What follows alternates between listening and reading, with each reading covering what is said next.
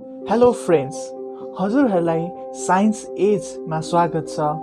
आजको यस भिडियोमा हामी हेर्नेछौँ के इलेक्ट्रिक भेहिकल फ्युचरको भेहिकल हो, योसँग जोडिएका के समस्याहरू छन् र यो समस्यालाई हामीले फ्युचरमा या भविष्यमा कसरी सल्भ गर्न सक्छौँ, यो कुरालाई हामी यस भिडियोमा डिस्कस गर्नेछौँ। हुन्छ, समयलाई खेर नफाली आजको यस भिडियोलाई सुरु गरौँ।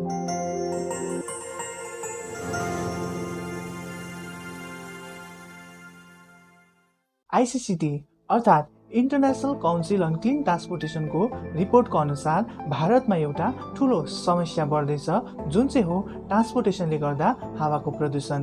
2017 बर्डन अफ डिजिजको रिपोर्टको अनुसार प्रत्येक 1 मिलियन भन्दा बेसी मानिसहरू प्रत्येक वर्ष सिधै वायु सम्बन्धित रोगहरूबाट समयभन्दा पहिले मर्दैछन्। यो देशमा मृत्युको 5औं प्रमुख कारण बनेको छ। यो कुराहरूलाई ध्यानमा राखेर भारत सरकारले पनि एउटा लक्ष्य राखेको छ, जसमा 2047 सम्म ऊर्जा मुक्त देश हुने सङ्कल्प गरेको छ। र मिसन सर्कुलरको अनुसार पेट्रोलियमलाई अरू कुनै फर्म अफ एनर्जीले रिप्लेस गरिने सङ्कल्प गरिएको छ। आजको संसारमा धेरै कम्पनीहरूले पहल सुरु गरेर इलेक्ट्रिक भेहिकल अर्थात् इभी बनाइरहेका छन्, जसमा टेस्ला मोटर्स, वेगमो, उबर इत्यादि कम्पनीहरू देखिन्छन्। आजको यस 21st सेन्चुरीमा इलेक्ट्रिक भेहिकलले फ्युल भेहिकललाई कम्प्लिटली रिप्लेस गर्न धेरै समस्याहरू देखिन्छ। जस्तै डेभलपिङ कन्ट्री हाम्रो भारत जस्तो देशले त यसलाई प्रयोगमा ल्याउन धेरै समस्याहरू देखिन्छ। अब हामी अगाडिको भिडियोमा योसँग जोडिएको समस्याहरूलाई हेर्नेछौँ। Number 1, high price. यसले गर्दा इलेक्ट्रिक भेहिकल आजको समयमा सबैले किन्न साह्रै पर्छ। यसको मतलब यसले फ्युल भेहिकललाई रिप्लेस गर्न आजको समयमा एउटा नाको बराबर देखिन्छ। Number 2, lack of charging infrastructure. Bharat देशको कुरा गर्नुपर्दा आजको समयमा जम्मा 350वटा मात्रै न्यू चार्जिङ स्टेसन छन्, जसले गर्दा आजको समयमा इलेक्ट्रिक भेहिकललाई युज गर्दा चार्जिङलाई लिएर एउटा ठुलो समस्या देखिन्छ। Number 3, battery technology. ज्यादातर इलेक्ट्रिक भेहिकलमा लिथियम आयन ब्याट्री लगाइन्छ। एउटा ठुलो समस्या के हो भने भारतले लिथियमलाई अर्को देशबाट ल्याउनु पर्छ, जसको कारणले गर्दा यस्ता प्रकारको ब्याट्रीहरूले बनिएका वाहनहरू धेरै महँगो पर्छ। यो पनि एउटा कारण हो इलेक्ट्रिक भेहिकल अन्य भेहिकलहरूको तुलनामा धेरै महँगो पर्छ।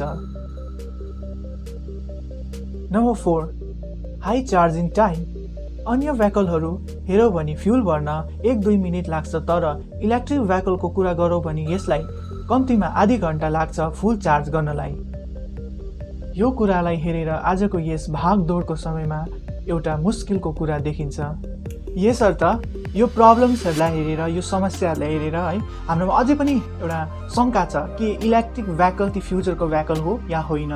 किनभने कुनै पनि कुरालाई इम्प्लिमेन्ट गर्दाखेरि त्यसको च्यालेन्जेसहरूलाई हामीले कन्सिडर गर्नु एकदमै जरुरी हुन्छ। किनभने हामीले फ्युल भेहिकल धेरै वर्षदेखि, जबदेखि भेहिकल्सको इन्भेन्ट भयो ज्यादातर रूपमा हामीले फ्युल भेहिकललाई चलाइरहेको छौँ नि त फ्युल भेहिकललाई हामीले चलाइरहेको छौँ। त्यही कारणले गर्दाखेरि नयाँ कुरा आउँदाखेरि च्यालेन्जेसहरू हुन्छ र त्यो च्यालेन्जेसलाई कसरी ट्याकल गर्ने, त्यो च्यालेन्जेसलाई कसरी फेस गर्ने र त्यसको सल्युसन के हो भन्ने कुराहरू हामीले एकदमै कन्सिडर गर्नुपर्ने हुन्छ र इलेक्ट्रिक भेहिकल पनि त्यस्तै छ। आज हामीले इलेक्ट्रिक भेहिकललाई युज गर्छौँ तर पनि त्यसको च्यालेन्जेसहरू धेरै कुराहरू छ नि, जुन चाहिँ हामीले इग्नोर गर्न सक्दैनौँ।